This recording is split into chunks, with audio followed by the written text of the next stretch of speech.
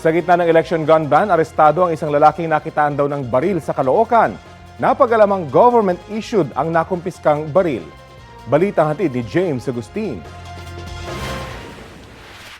Walang kawala ang isang construction worker matapos mahulian umano ng baril sa Barangay 176 Bagong Silang, Caloocan City. Ang 27 anyos sa lalaking sospek naaresto habang nagsasagawa ng anti-criminality operations ang pulisya.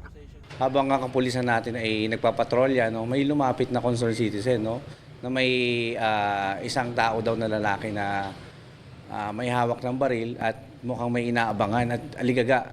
Nakuha mula sa sospek ang baril na kargado ng mga bala. Sa imbestigasyon, lumabas na government-issued ang baril. Ngayon, nag-request kami for ballistic examination and kung kanino talaga nagmamayari yung baril na yun. Hinintay pa namin yung resulta. Para malaman natin baka yung ginamit na baril na yun ay posibleng ginamit din sa mga insidenteng nangyayari. Inalam pa raw ng pulisya kung may kaugnayan nito sa dalawang magkasunod na insidente ng pamamaril sa lungsod.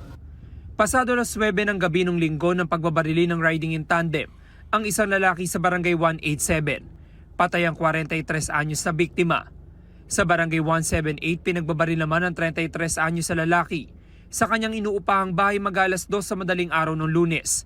Nahagipan noon sa CCTV camera ang 4 na salarin na sakay ng 2 motorsiklo. Yung posibilidad na may connection ay hindi namin na inaalis yung angulo. Hanggang ngayon, iniimbestigahan pa rin namin kung may connection yung baril doon sa mga nangyayari. Nakakulong ang suspect sa Caloocan Police Substation 30. Nang tanungin sa kanyang pagkakaaresto, No comments.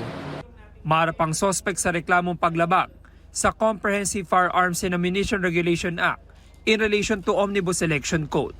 James Agustin, nagbabalita para sa GMA Integrated News.